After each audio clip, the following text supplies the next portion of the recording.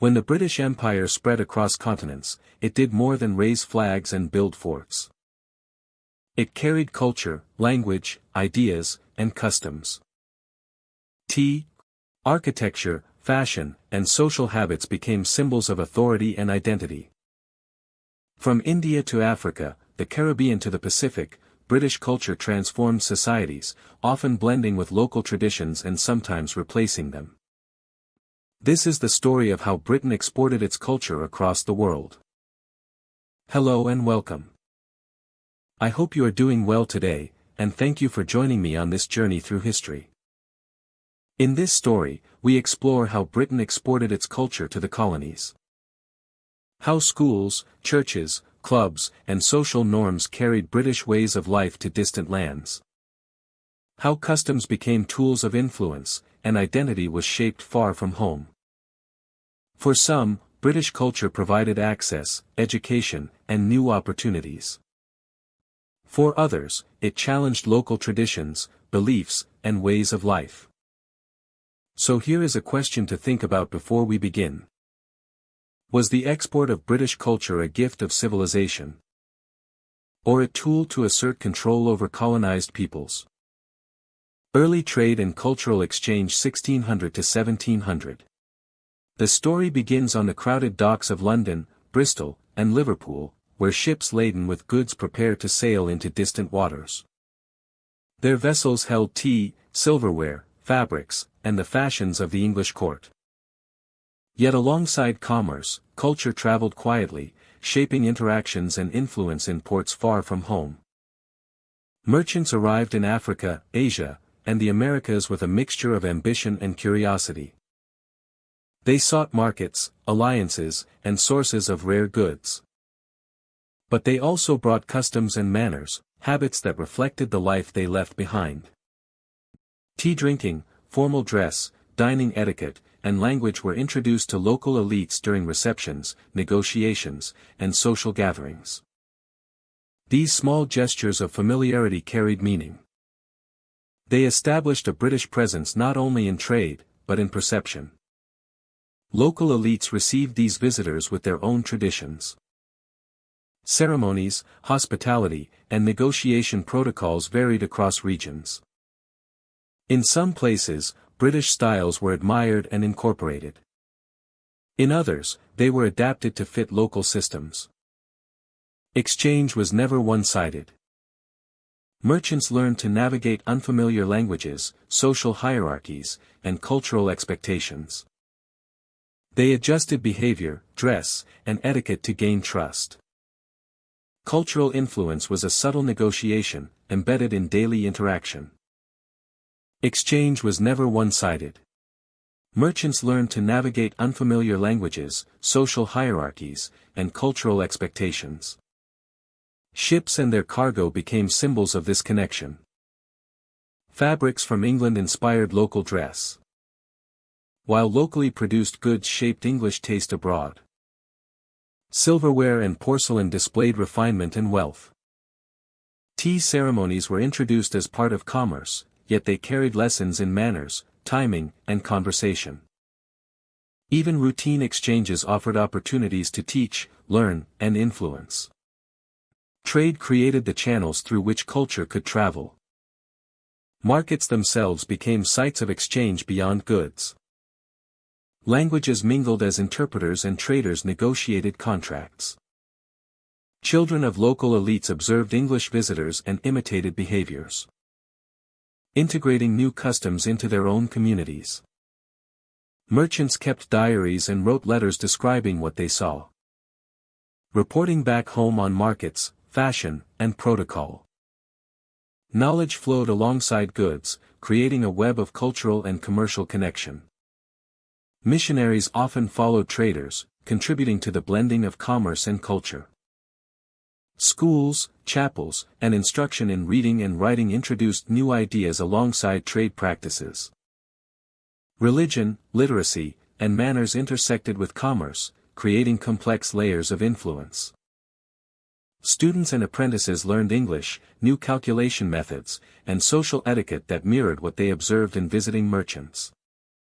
Cultural exchange became embedded in education, commerce, and social life simultaneously. The effects of these interactions extended beyond immediate transactions. Merchants observed local economies, governance, and customs, shaping decisions about trade routes and partnerships. Elites incorporated elements of English style, ceremony, and vocabulary into their own practices, sometimes as a mark of prestige. Over time, these adaptations contributed to the perception that British ways represented refinement, authority, or opportunity. Influence spread through imitation as much as persuasion. Trade fairs, port ceremonies, and informal gatherings reinforced these connections. Clothing, food, and language acted as markers of participation. Merchants who understood and respected local customs navigated transactions more successfully, gaining both wealth and social trust. Those who introduced English practices carefully, with attention to local expectations, gained influence. Cultural exchange became a practical tool, supporting both commerce and authority. Even in distant locations, the rhythm of exchange created patterns. Knowledge of English customs, etiquette, and language allowed for smoother negotiation. Improved trade outcomes, and more predictable social interaction. Local communities observed, adapted, and sometimes resisted. Creating dynamic interactions rather than passive assimilation. Influence traveled as subtly as goods, reaching places that ships might not yet fully access. Letters and journals written by traders documented these encounters, shaping perceptions in Britain. Readers learned not only about markets, prices, and opportunities, but also about foreign customs, behaviors, and governance. These accounts framed distant societies in ways that informed future expeditions and commercial ventures. Knowledge gained through observation reinforced the authority of those who sent and received goods, further blending commerce with culture. By the end of the 17th century, patterns of exchange had become established. Trade routes carried goods, language, and manners. Ports became spaces where British influence extended beyond commerce, subtly shaping identity, behavior, and aspiration.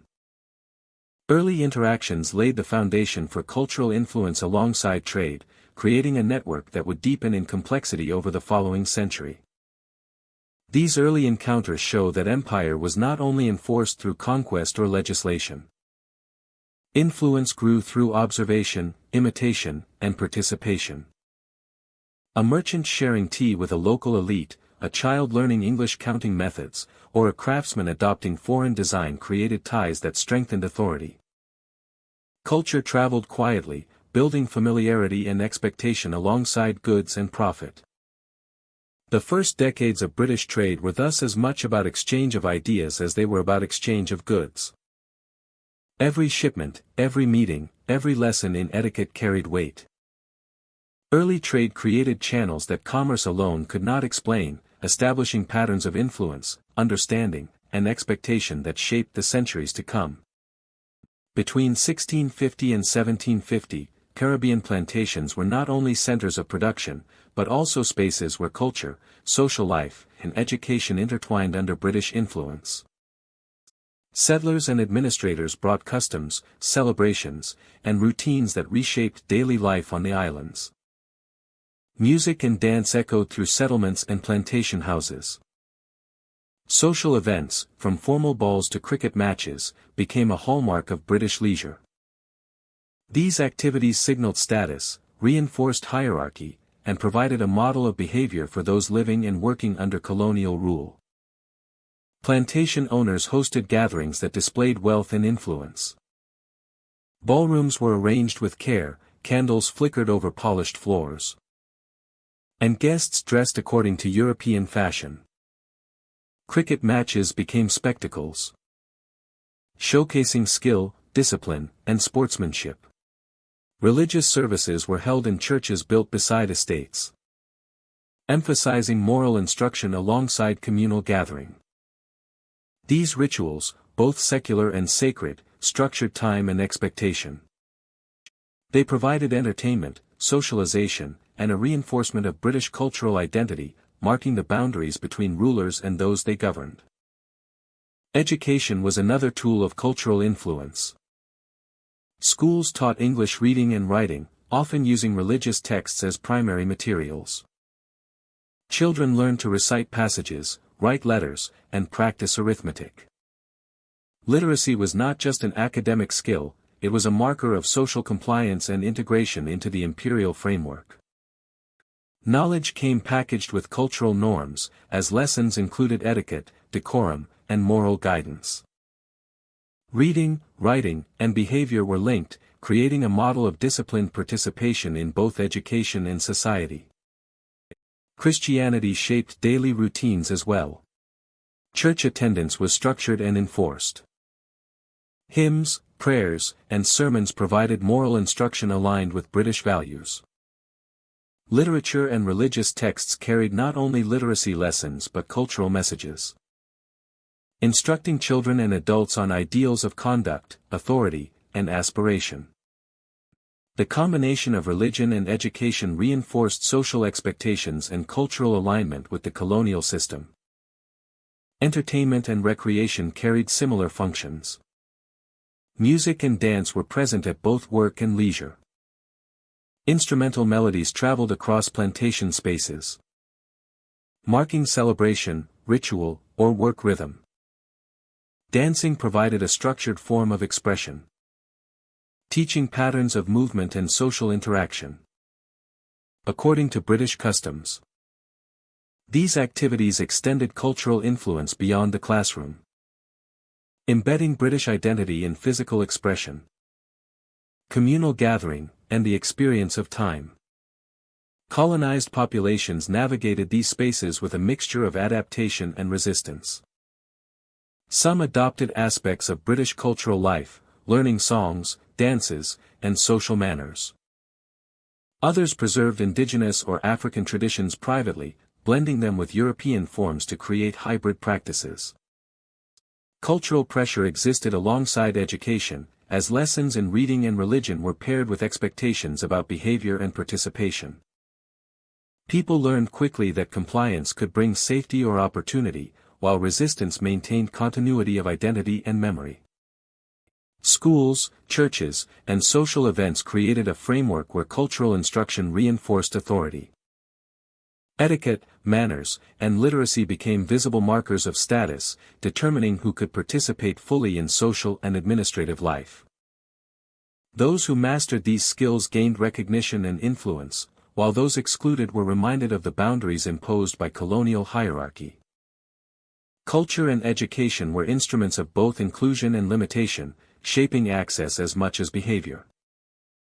Daily life on plantations reflected this integration of culture, labor, and instruction. Work routines were structured, meals were organized, and celebrations were scheduled. Music, religion, and education punctuated the week, providing rhythm and expectation. Every element reinforced the social hierarchy, teaching both settlers and colonized populations the patterns of authority. Cultural knowledge became inseparable from social knowledge, creating a unified system of behavioral guidance. Even within these constraints, creativity and adaptation persisted. Communities adapted European dances to local rhythms, sang hymns in their own accents, and infused lessons with memory and interpretation. Cultural forms were not entirely imposed. They were interpreted, reshaped, and sometimes subverted. Hybrid practices emerged, reflecting the resilience of local identity alongside imposed norms. Education and cultural exposure offered tools, but the meaning and use of those tools remained contested and dynamic. By 1750, the Caribbean had developed a layered social environment. British settlers and administrators established spaces of display, instruction, and moral guidance. Music, dance, literature, and religious practice became instruments for reinforcing hierarchy, shaping social behavior, and integrating education with cultural life. For colonized populations, this meant navigating both opportunity and pressure, adapting where necessary while preserving identity where possible. Culture was both tool and terrain, instructing, entertaining, and regulating in equal measure. Plantation society combined economic function with cultural projection. Social events, schooling, and religious observance were not incidental. They were central to maintaining order and teaching hierarchy. Education and culture intertwined with labor, morality, and authority, ensuring that British influence permeated daily life. Through music, literature, and ritual, the empire extended its reach beyond trade and governance into the very rhythms of society. Between 1650 and 1750, Caribbean plantations created an environment. Social life, education, and cultural pressure were inseparable. Music, dance, and recreation. And recreation carried authority alongside entertainment. Schools taught literacy, morality, and manners, alongside reading and writing. Christianity shaped daily conduct while reinforcing hierarchy. Colonized populations experienced instruction and cultural influence as a constant presence, navigating opportunity and control. In these decades, social life and education became tools of empire, embedding power, hierarchy, and British identity into the everyday experience of the Caribbean. After the Battle of Plassey in 1757, British influence expanded across India. With authority over Bengal, the East India Company established not only administrative control but also systems of education and governance that reshaped society. Students practiced reading, writing, and speaking a language that connected them to the structures of imperial authority. Literature introduced them to ideas, history, and values from across the empire, providing both opportunity and expectation. British legal and political concepts were also introduced through these institutions. Students learned about law, governance, and the principles underlying colonial administration. Courts, records, and administrative offices required communication in English, linking the language directly to power. Knowledge of English became essential for participation in government roles, revenue collection, and clerical work. Language was not simply a skill, it was a tool for social mobility and a key to influence within the empire. Upper-class Indian families began to adopt English customs alongside language. Clothing, social etiquette, and household practices were influenced by British models. English-language reading rooms appeared in homes. Conversations in English marked education and status. Families who embraced the language and its associated cultural practices found access to opportunities unavailable to those who retained only local languages and traditions. Language became both a bridge and a boundary, creating new social divisions even as it offered pathways to power. Mission schools and private institutions spread throughout Bengal, Madras, and Bombay. Students encountered curricula that combined arithmetic, history, geography, and literature with the study of English. Classroom instruction, coupled with exposure to British culture, gradually reshaped norms, aspirations, and daily life for those who participated. Administrative offices reinforced the connection between language and authority. Clerks, interpreters, and officers conducted work in English. Documents, correspondence, and legal decisions required literacy in the language. Understanding English enabled access to networks of decision-making, while inability to communicate in the language limited influence. Language became an instrument of governance as much as a means of communication. Consolidating the empire's reach through structured knowledge. At the same time, adoption of English produced cultural negotiation. Families and students integrated foreign language and ideas alongside local traditions. Poetry, literature, and philosophical texts from Britain were read alongside classical works in Sanskrit, Persian, or Arabic. The blending of traditions created hybrid identities, with English shaping aspiration while local culture anchored memory. Language became both a tool and a symbol, representing power, education, and engagement with a wider world. By the early 1830s, English language instruction was firmly established as the medium for higher learning. Universities and colleges developed curricula that prioritized English for admission to government positions. Legal, administrative, and commercial careers depended on mastery of the language. Students learned that fluency and literacy were prerequisites for advancement, creating a class of educated elites whose knowledge connected them to the mechanisms of empire. English became a marker of authority as much as of education. This process affected social dynamics. Schools became a site for cultivating status and opportunity. Knowledge of English signaled ability, sophistication, and adaptability. Those who mastered the language could engage with policy, administration, and commerce in ways that others could not.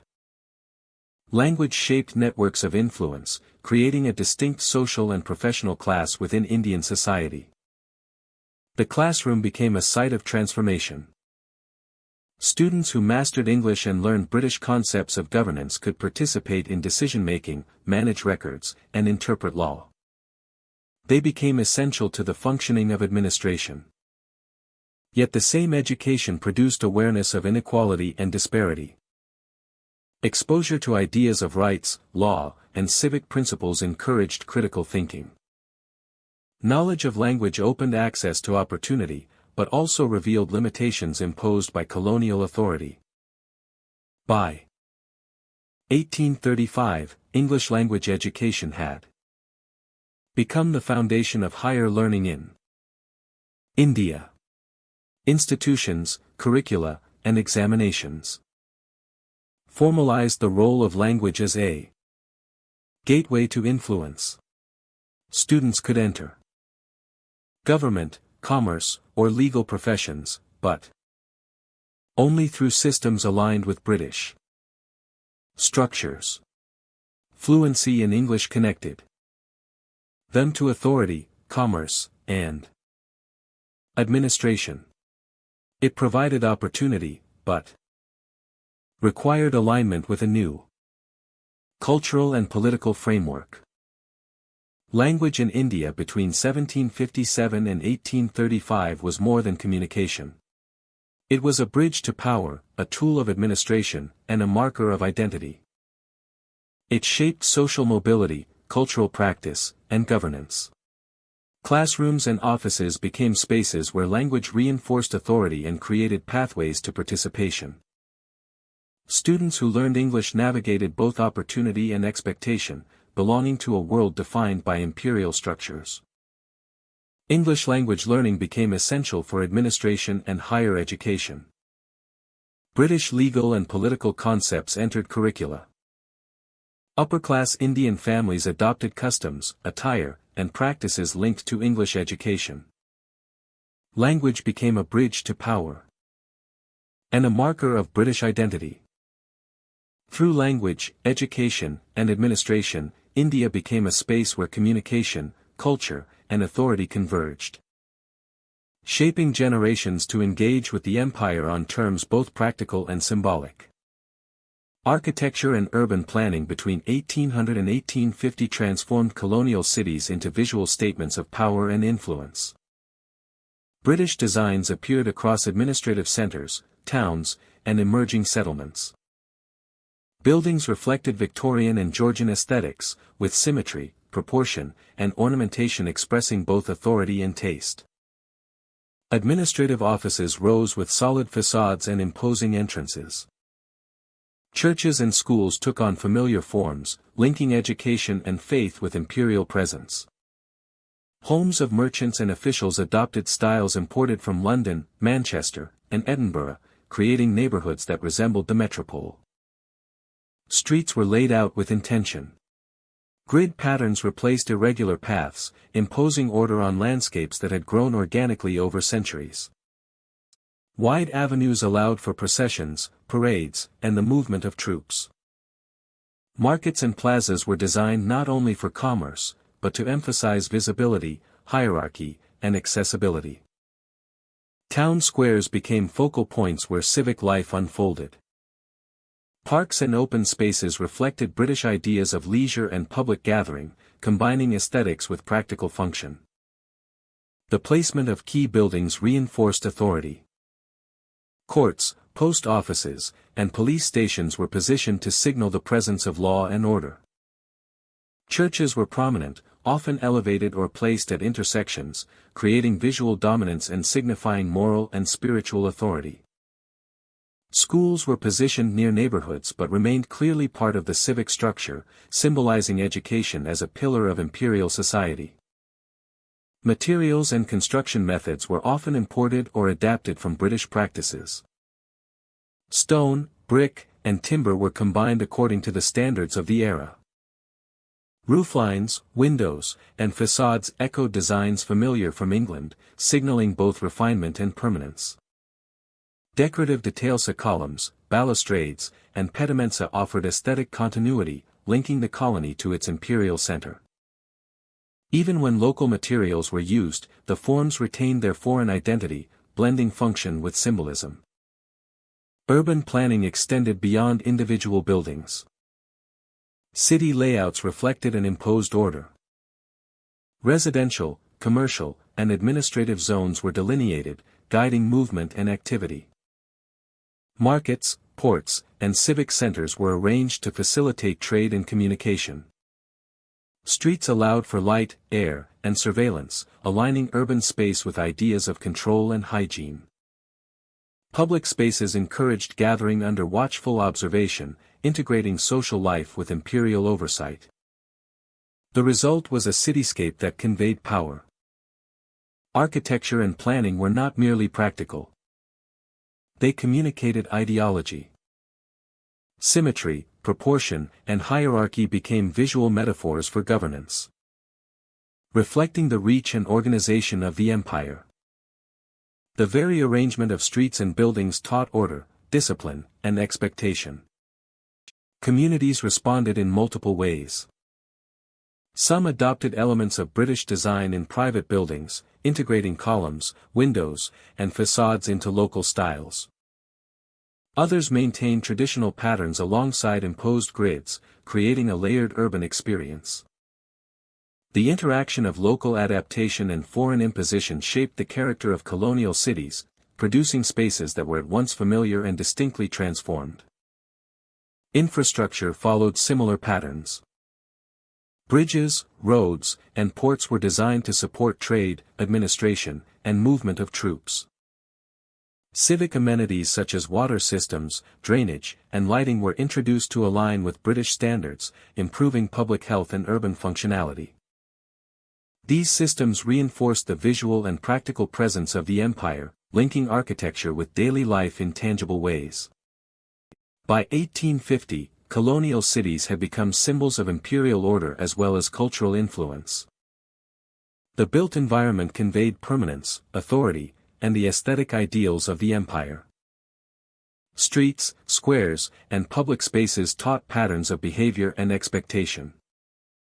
Buildings shaped how people moved, worked, and interacted. Architecture was both practical and ideological, embedding the empire into the physical and social landscape. Embedding the empire into the physical and social landscape. Education and religion were also enmeshed in this urban framework. Schools and churches were placed prominently to communicate values, discipline, and moral guidance. Their design reflected not only purpose, but symbolism, signaling that learning and faith were integral to civic life. Residents and visitors experienced authority not only through law or administration, but through the visual and spatial arrangement of cities. Merchants and residents contributed to this transformation, commissioning homes that reflected British styles. Neighborhoods of imported design emerged, blending commercial success with cultural affiliation. Public buildings, streets, and parks provided shared spaces, shaping urban life and reinforcing civic identity. Colonial cities became experiments in order, design, and the projection of imperial ideology. Architecture and urban planning between 1800 and 1850 illustrate how the British Empire extended influence through built form. Administrative, educational, and religious structures, combined with intentional street layouts and public spaces, created environments that reflected authority, culture, and power. Cities became lessons in order, permanence, and expectation, teaching through sight, movement, and interaction. The transformation of colonial urban spaces was both aesthetic and functional, blending imported design with local adaptation. Cities became symbols of empire, integrating administration, commerce, education, and public life into coherent, legible spaces. Through architecture and planning, the empire left a lasting imprint on the physical and social landscape, creating environments that communicated identity, authority, and culture to all who entered them. Missionaries and cultural education 1800 to 1900 unfolds across villages, towns, and settlements where British influence extended not only through trade and administration, but through schools, churches, and classrooms. Missionaries traveled far from home carrying books, lesson plans, and beliefs. They taught literacy alongside religious instruction, creating a space where education and faith converged. These spaces became central to community life, places where knowledge, morality, and social norms were transmitted simultaneously. Learning was never neutral. It carried a message about who held authority and what constituted proper behavior. By the early 19th century, mission schools were expanding in Africa, Asia, and the Caribbean. Students arrived eager to learn to read and write. And they learned more than language and arithmetic. Alongside letters and numbers came lessons in British customs, holidays, and social hierarchies. Children were taught to understand authority as structured and orderly. They learned respect for rank and obedience as a moral duty. The curriculum included stories of virtue, conduct, and civic responsibility, all rooted in the ideals the missionaries carried with them. Churches themselves became centers of education. In some regions, the church hall doubled as a classroom, a meeting place, and a venue for community discussion. Parents brought children not only to pray, but to study, to receive instruction in how to navigate the new social landscape. Missionaries conducted lessons on the weekdays and worship on Sundays, blending literacy, morality, and spiritual formation. The physical space became a hub where faith reinforced learning and learning reinforced faith. Religion and education together reinforced cultural authority. Students absorbed norms about proper behavior, cleanliness, punctuality, and public conduct. They learned the language, phrases, and concepts of a culture far removed from their own. By mastering these elements, children gained access to social and administrative structures that had previously been closed. At the same time, they internalized the values of a society that was not originally theirs. Literacy itself became a vehicle for influence. Students could read religious texts, moral stories, and lessons that framed the world from a British perspective. Writing exercises trained them to communicate in ways that mirrored the standards of the missionaries' homeland. Reading and writing were not neutral skills. They were tools to navigate new cultural and social expectations. Mastery offered opportunity, but it also required conformity to imported norms. Teachers modeled behavior as much as they taught it. Missionaries embodied the ideals they promoted, demonstrating manners, decorum, and hierarchy in everyday interactions. Students observed how authority operated, how respect was expressed, and how knowledge was applied. The lessons were cumulative. Reading, religion, and social conduct reinforced one another. Over time, students internalized not only the content of instruction, but also the framework that gave it meaning. This system created social hierarchies that reflected British influence. Students who excelled in school could advance to positions of responsibility within the community or administration. Those who mastered literacy and moral conduct became intermediaries between their own people and colonial officials. Education shaped leadership. It cultivated a generation who understood both the local context and the foreign authority under which it operated. Success was measured by the ability to navigate both worlds. Yet education also created tension. While some students and families embraced the opportunities, others resisted or adapted selectively. Local traditions, languages, and customs persisted. Missionaries sometimes clashed with elders or community leaders. Communities negotiated the impact of education, adopting some aspects and rejecting others. The result was a blending of influence, not complete replacement. Schools also influenced broader community life. Religious instruction instilled moral values while teaching social roles and responsibilities. Civic and ethical lessons shaped behavior in family, trade, and social interaction. Children became conveyors of norms, passing knowledge from school to home. The influence of the classroom extended into households and neighborhoods, subtly reinforcing authority, expectation, and cultural practice. Medical instruction and hygiene often accompanied academic teaching.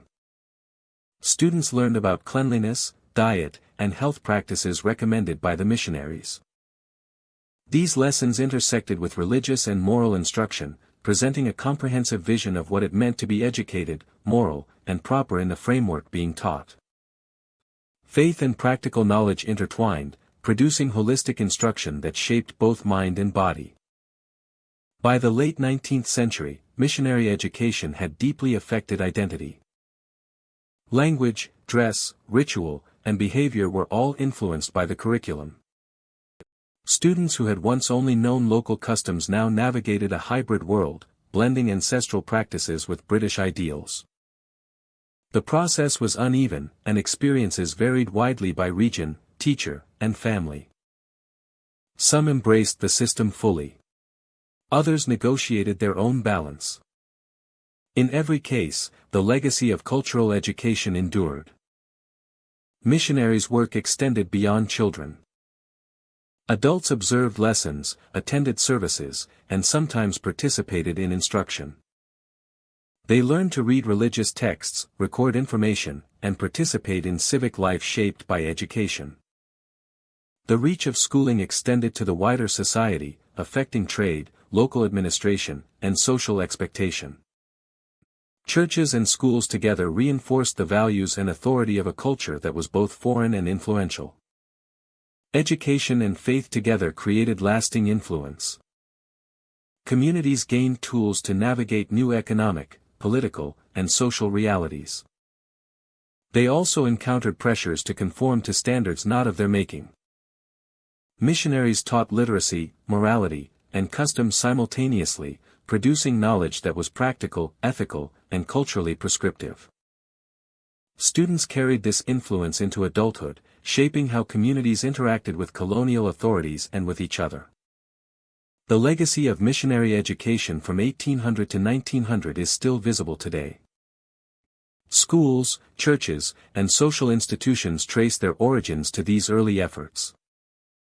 Literacy, moral instruction, and cultural practice intertwined to shape generations. Authority was taught as much as knowledge, and influence was transmitted alongside skill. Faith and education operated together to create a system that guided, shaped, and sometimes constrained the societies it touched. Missionaries taught more than religion. They taught how to live in a world defined by new power, new norms, and new hierarchies. Churches became classrooms. Education became guidance. Culture, morality, and literacy blended to create influence that endured far beyond the classroom. Religion and education together reinforced cultural authority, leaving a legacy that shaped identity, opportunity, and society for generations to come. Sports and recreation 1850 to 1900. Games like cricket, football, and rugby traveled with teachers, soldiers, and administrators. They arrived in colonies from India to Africa, from the Caribbean to Australasia. These sports were more than leisure, they were instruments of culture, shaping behavior and reinforcing values alongside education and governance. Schools became primary sites for the introduction of sport. Cricket matches unfolded with precise adherence to regulations, while football and rugby drills trained stamina, coordination, and strategy. The lessons went beyond physical ability. They cultivated patience, teamwork, and an understanding of hierarchy. The field became a classroom for discipline in motion. Clubs and social organizations also promoted games. Membership was often structured along lines of class, rank, or occupation, reflecting British social hierarchies. Competitions were organized with schedules, referees, and record-keeping, mirroring the orderliness expected in civil and military institutions. Local elites, civil servants, and military officers participated, setting examples for youth and reinforcing the connection between recreation and social order. Sports were both a mirror and a tool, reflecting values while instilling them. Military units played a particularly influential role. Soldiers stationed abroad brought with them standardized training routines, drills, and competitive sports. Cricket matches were held between regiments, football tournaments encouraged cooperation, and rugby games built resilience. These activities were not merely pastimes. They prepared men for coordination, obedience, and endurance, qualities that translated directly into military readiness and administrative efficiency. Recreation became a means of reinforcing hierarchy and shared purpose. Through organized games, children and adults learned lessons about leadership and teamwork. Captains, referees, and senior players taught respect for rules and authority. Players learned to anticipate adverse actions, respond quickly, and work collectively toward goals. These skills mirrored expectations in classrooms, workplaces, and administrative offices. The culture of cooperation, combined with recognition of rank and responsibility, reinforced social and imperial norms. Competitions extended beyond the local level. Tournaments between schools, clubs, or regiments created networks of interaction. Winners gained recognition, not only for athletic skill but also for adherence to conduct and decorum. Sports became a stage on which social values were displayed, celebrated, and transmitted. Spectators absorbed lessons alongside players, internalizing codes of behavior that aligned with British ideals of civility and order. The materials of the gamisa balls, bats, goalposts, and uniforms also carried meaning. Uniforms signaled team identity and social status. Equipment and attire reflected standardization, reinforcing the expectation of conformity and attention to detail. Attention to preparation and fairness in play paralleled expectations in education, commerce, and administration. Beyond structured competition, informal recreation contributed to the dissemination of cultural habits. Children practiced games during recess, soldiers organized matches after drills, and townspeople created spaces for casual play. These moments reinforced routines, gestures, and language associated with British social life. Through repetition, habits were internalized. Skills and attitudes acquired on the field translated into behavior off it, subtly extending cultural influence into daily life.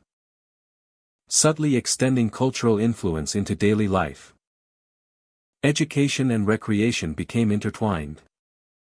Mission schools and colonial academies included sports in their curricula, teaching students that mental and physical development were connected. Fitness, strategy, and cooperation complemented literacy, numeracy, and moral instruction. The holistic approach emphasized that proper conduct involved both mind and body.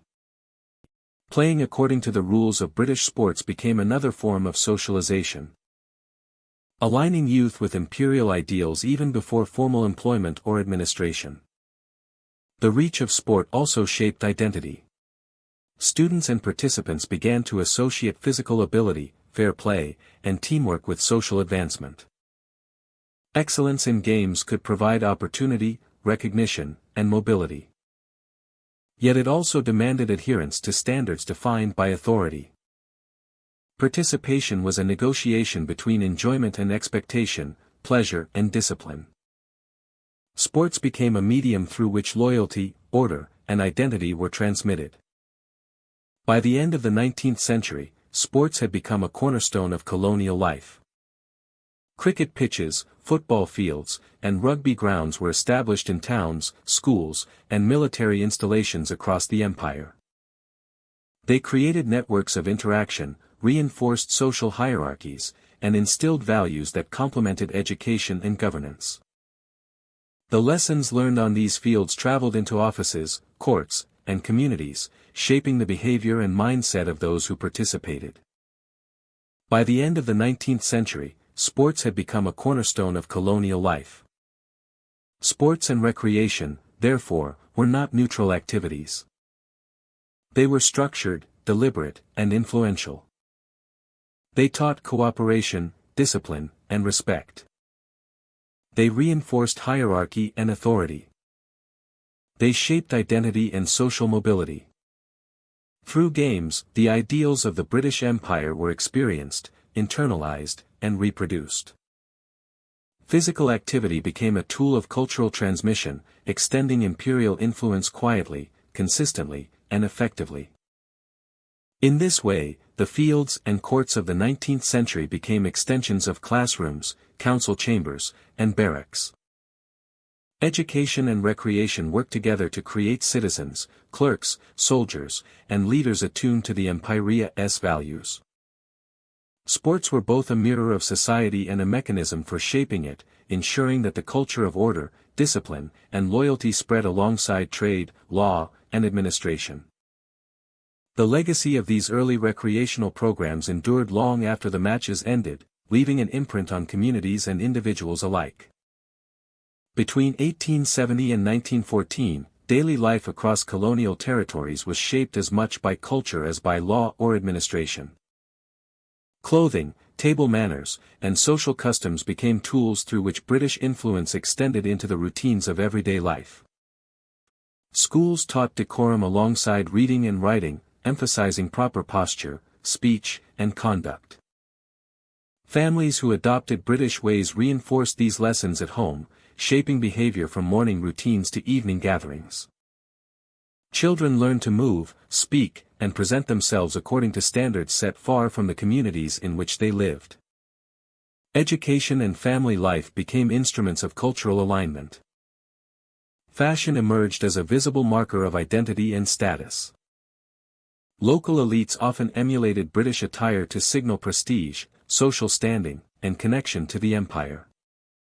Suits, dresses, hats, and accessories were not merely clothing but symbols of compliance with a wider social code. Clothing communicated wealth, refinement, and participation in a globalized system of cultural norms. Appearance became a form of influence, showing who belonged within official and social networks, and who remained outside them. Fashion, in this sense, was aspirational and functional, guiding perception as much as style. Etiquette was equally central. Schools and households emphasized correct behavior at meals and formal gatherings, and public events. Table manners, speech patterns, and interaction protocols were taught carefully. Participation indicated refinement, education, and loyalty to the cultural ideals of empire.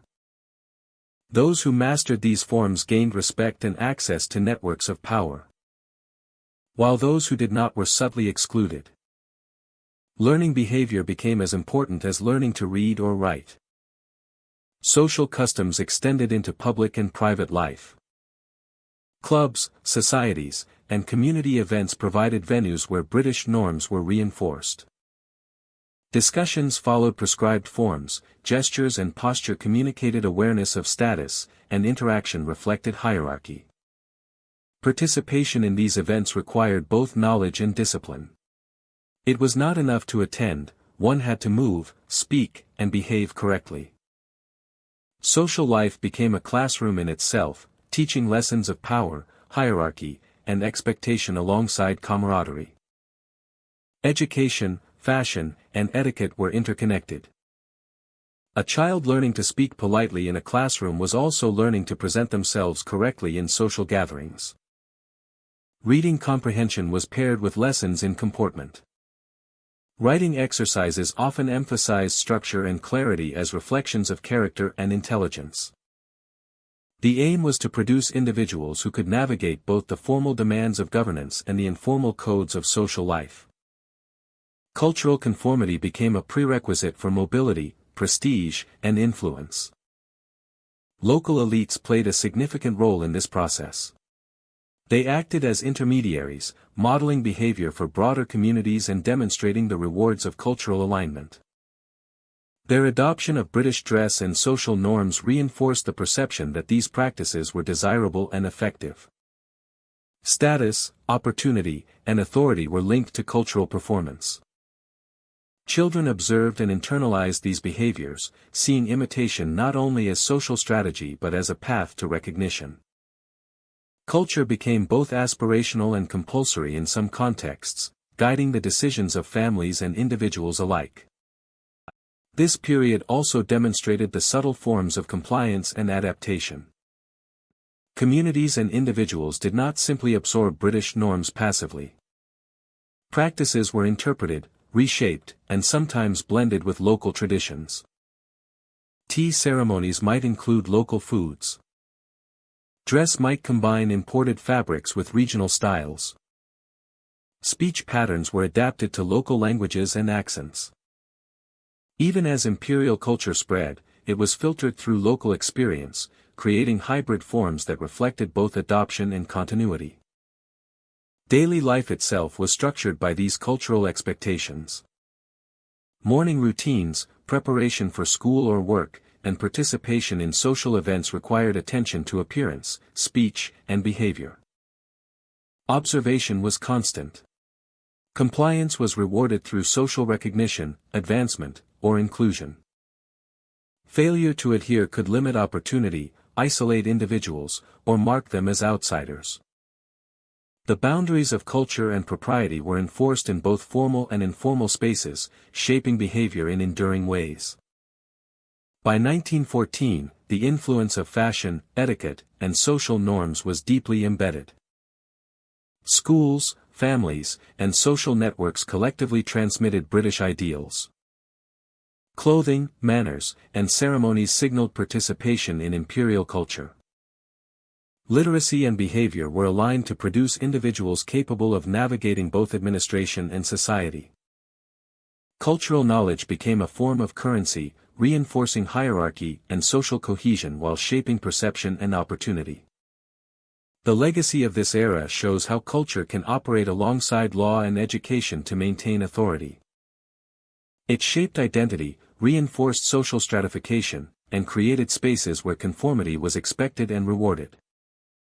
Fashion, etiquette, and daily routines became instruments through which the empire extended influence into the intimate rhythms of life.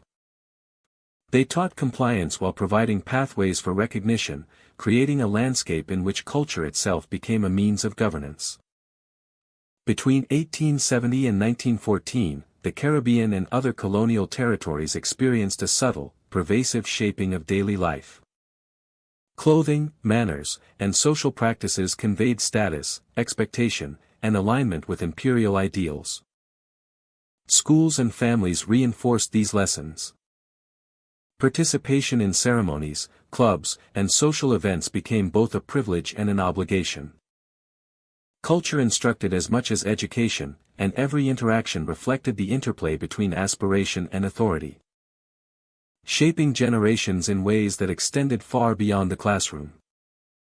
Media, newspapers, and literature 1880 to 1940. Between 1880 and 1940, the circulation of British newspapers, novels, and magazines expanded across colonial territories. Cities, towns, and ports became connected not only by trade routes, but by print. Newspapers delivered news of parliament, debates, and policy. Magazines discussed literature, social issues, and scientific discoveries. Novels carried stories of British life, imagination, and morality. In distant colonies, readers engaged with these ideas, encountering the perspectives, priorities, and assumptions of the empire. Colonial libraries played a crucial role in this intellectual network. They stocked English books, periodicals, and reference works. These materials reflected the literary and political culture of Britain. Libraries became centers for learning, discussion, and debate. Readers could access works that shaped European thought. From histories of governance to essays on morality and law. The materials introduced new frameworks for understanding society, politics, and culture. Communities absorbed knowledge that bridged vast distances, connecting them to the worldview of the imperial center. The reach of print reinforced British influence. Newspapers informed colonial populations about events far from their own towns, from debates over foreign policy to social reforms. Political ideas were disseminated alongside literary and cultural trends. The Empire's perspective became a reference point for discussions, shaping the way readers understood power, authority, and governance. Literacy in English allowed engagement with these texts, creating a shared intellectual space across regions. Novels and fiction contributed to cultural influence in subtler ways. Stories depicted British society, family life, and ideals. They presented notions of morality, progress, and civilization. Readers in colonial territories interpreted these narratives both as entertainment and as a window into British norms. Literary culture carried values and assumptions that subtly influenced expectations, shaping attitudes toward social order, authority, and personal conduct. Magazines and journals offered platforms for debate and discussion. They addressed social issues, scientific developments, and literary trends. Essays and reports circulated ideas that encouraged reflection and analysis. For colonial audiences, these texts were not merely informative, they were instructive. They provided models of argument, expression, and evaluation. Readers learned not only facts, but methods of reasoning and forms of discourse. Education and literacy were central to accessing this network. Students trained in these institutions could navigate newspapers, journals, and novels with understanding. Knowledge of English became a gateway to intellectual engagement, creating a class of readers capable of interpreting, debating, and responding to the ideas they encountered. Creating a class of readers capable of interpreting, debating, and responding to the ideas they encountered. This circulation of media had broader social and political implications. People began to compare local conditions with the standards, ideals, and debates presented in print. News of political movements, debates in the House of Commons, or reforms in Britain provided points of reference. Readers considered how policies, justice, and social progress were applied in their own contexts.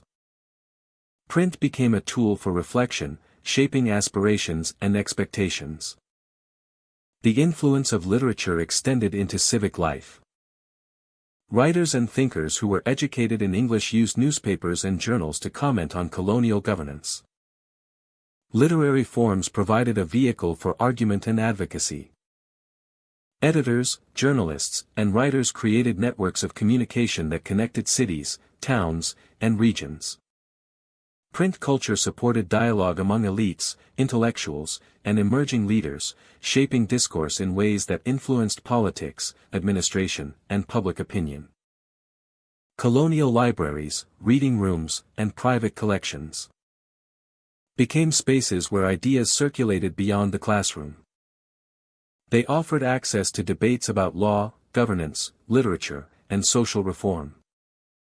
Readers encountered British perspectives on justice, rights, and responsibility, and adapted those ideas to local contexts. Knowledge flowed through print, reinforcing imperial authority, while also providing the tools for critical reflection and discussion. Between 1880 and 1940, the circulation of British media created a shared intellectual landscape across the empire. Newspapers, novels, and magazines connected distant communities to the cultural and political norms of Britain. Readers engaged with British ideas of politics, literature, and social issues. Colonial libraries stocked English books, shaping intellectual life. Literacy and education enabled participation in this network. Print culture reinforced authority, disseminated values, and shaped expectations. But it also provided the means for analysis, critique, and debate. This reinforced the reach of British thought, connecting distant communities to the Empire's worldview. Through media, literature, and education, the empire extended its influence into minds, creating a network of ideas that linked colonies to the center. While shaping the contours of discussion, reflection, and understanding for generations to come. Resistance, adaptation, and local culture between 1900 and 1947 tell. Across colonies in Africa, Asia, and the Caribbean, British influence shaped schools, architecture, law, and daily life. Classrooms adopted foreign curricula. Streets were laid out according to colonial plans. Courts operated with imported codes. Yet beneath these structures, local traditions endured, transforming the imposed systems and blending foreign ideas with indigenous practices. In schools, students learned English, mathematics, and British history. Lessons from their own heritage. Teachers and communities found ways to integrate local language, stories, and moral instruction. Folktales were told at the edges of the classroom. Music and dance reflected ancestral patterns while students learned European rhythms and performance styles. Education became a space of synthesis, where knowledge was adapted rather than simply accepted. Students learned to navigate both worlds, carrying dual identities in their daily lives. Festivals and rituals provided another arena for cultural adaptation. Colonial authorities encouraged certain forms of public celebration, often modeled on British holidays or civic ceremonies. Communities observed these events, but they also layered them with local meaning. Masks, costumes, and music retained traditional symbolism. Rituals connected to seasons, ancestry, or harvest continued, even when the calendar was marked by imported holidays. The resulting hybrid practices reflected creativity and resilience, preserving culture while engaging with colonial structures. Architecture also experienced adaptation. While administrative buildings, schools, and churches followed British styles, local builders and patrons incorporated indigenous designs, materials, and motifs. Rooflines, courtyards, and decorative elements reflected environmental needs, aesthetic traditions, and cultural preferences. Towns became spaces of negotiation, where the imported forms of empire coexisted with symbols of local identity. Streets and neighborhoods carried both function and meaning, blending efficiency with familiarity. Legal systems similarly underwent modification. Courts operated with colonial codes, yet local chiefs and customary law remained influential in many areas. Disputes were judged according to a mixture of foreign regulations and community norms. Property rights, inheritance, and commercial agreements often reflected negotiated compromises between British expectations and local practices. Law became both a tool of administration and a space where cultural adaptation could occur. Local judges and intermediaries interpreted rules with an understanding of indigenous society, ensuring that justice retained relevance to those it governed. Resistance to cultural imposition sometimes fueled nationalist movements.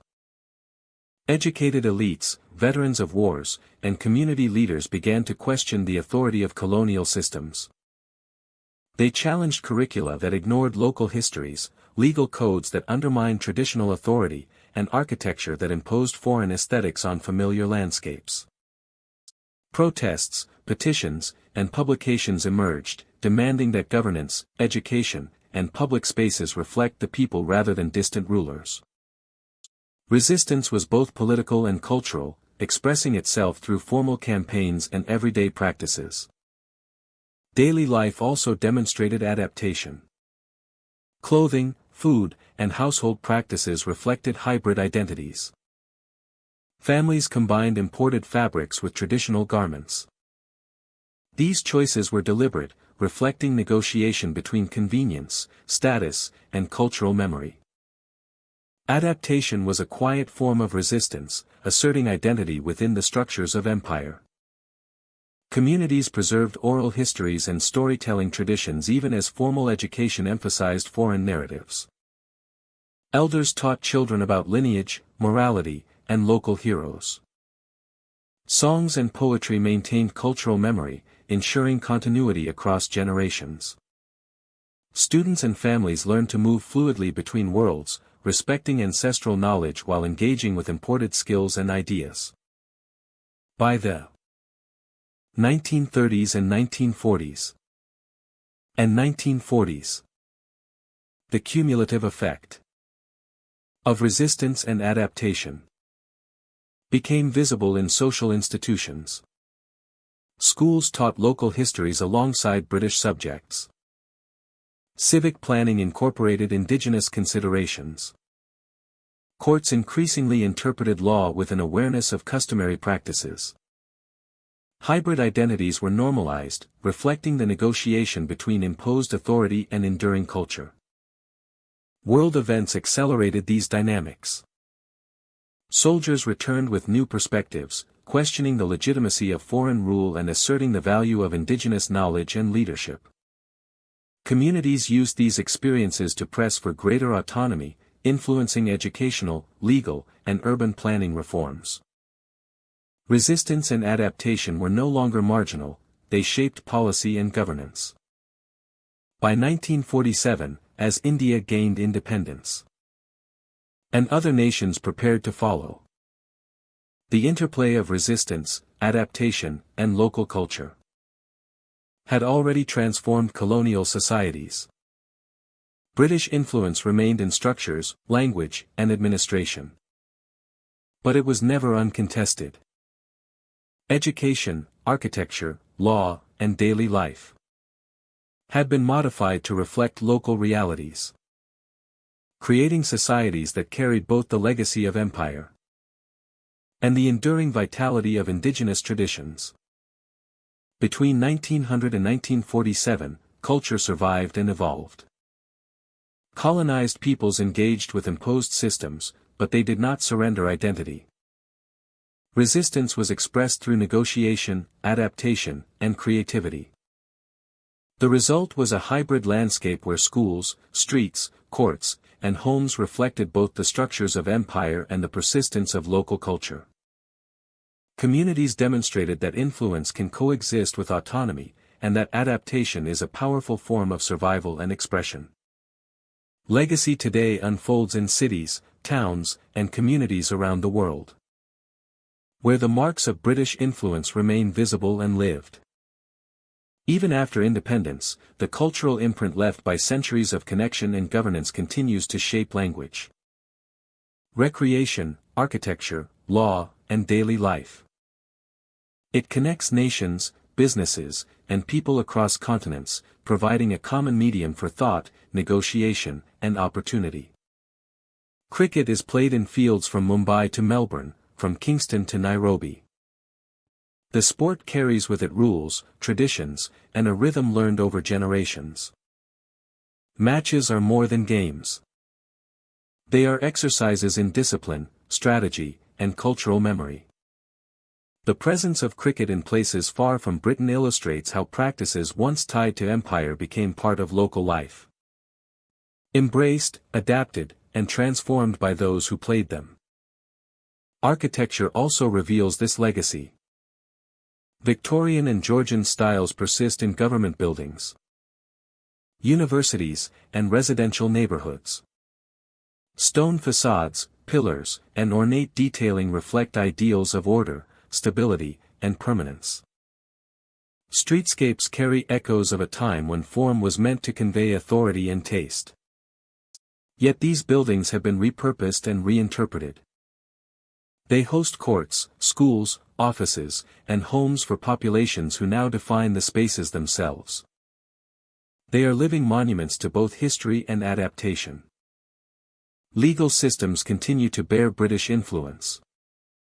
Courts follow procedures derived from common law. Property rights, contracts, and dispute resolution operate within frameworks established centuries ago. Judges and lawyers use concepts and terminology that trace back to imperial administration. The system provides predictability, accountability, and a shared reference point for governance. At the same time, it replaced or reinterpreted local practices, altering how communities understood justice and authority. The legacy is both practical and symbolic, shaping relationships, expectations, and identity. Educational frameworks also carry the imprint of British models. School structures, examination systems, and curricula in many former colonies resemble those introduced during colonial rule. Universities follow programs rooted in standards of instruction that were once used to train administrators. Literacy, numeracy, and civic education were tools of empowerment, yet they also communicated values and norms derived from another context.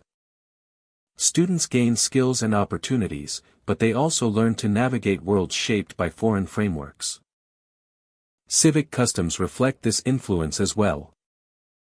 Parliamentary procedures, municipal governance, and bureaucratic organization retain elements introduced during British administration. Public ceremonies, official protocols, and institutional rituals continue to reflect practices intended to convey authority, stability, and propriety. They are reminders that cultural structures can outlast political control and continue to shape behavior, expectation, and identity across generations. And continue to reflect practices intended to convey authority, stability, and propriety. The export of British culture was never simple. It created opportunities for trade, education, mobility, and global engagement. Individuals and communities could access networks, knowledge, and practices that opened doors to new futures. Yet it also challenged traditions, introduced external norms, and reshaped societies in complex ways. The adoption of language, law, sports, and customs required negotiation. Some embraced these elements fully. Others adapted selectively. Some resisted, preserving older practices alongside the new. Culture became a layered experience, negotiated daily by communities and individuals alike. Identity itself was influenced. People navigated dual realities, combining inherited structures with local heritage. English became both a tool and a lens through which to interpret the world. Cricket and other customs became sites of both enjoyment and cultural expression. Education taught both knowledge and conformity. Civic procedures conveyed participation while reminding citizens of historical hierarchies. Life became a dialogue between the familiar and the introduced, the traditional and the imposed. The legacy today is evident not only in material structures, but in practice, memory, and imagination. Schools, courts, sports grounds, and public buildings continue to transmit values, skills, and habits. Traditions once linked to empire have been reshaped to fit new contexts, blending with local culture to create hybrid forms of meaning.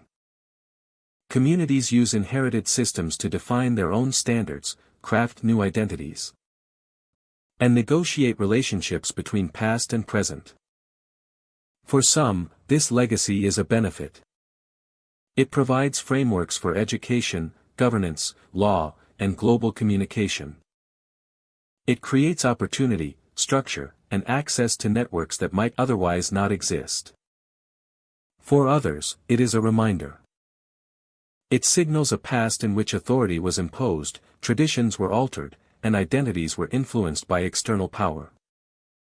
The duality of the legacy creates a space for reflection, adaptation, and reinterpretation. The story of British cultural influence is ongoing. It is experienced in classrooms, in legal chambers, on playing fields. and in streets lined with architectural echoes.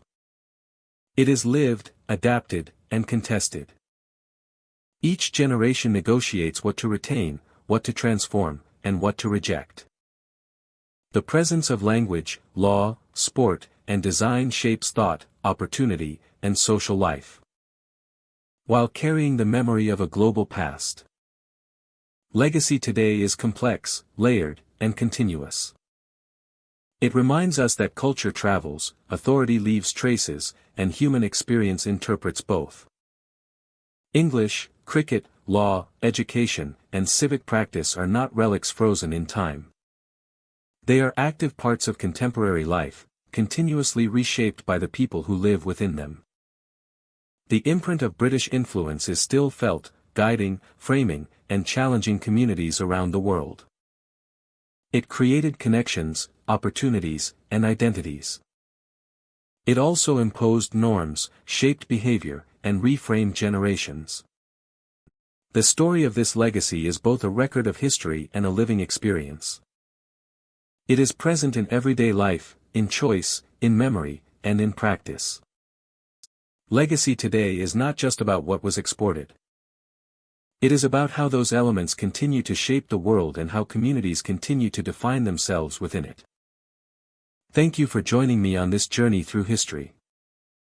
Exporting British culture was more than travel or trade. It was a process of teaching, shaping, and influencing. Some embraced it and found opportunity. Some resisted and preserved their heritage. History asks us to see both sides. Until next time, stay curious, stay thoughtful, and take care.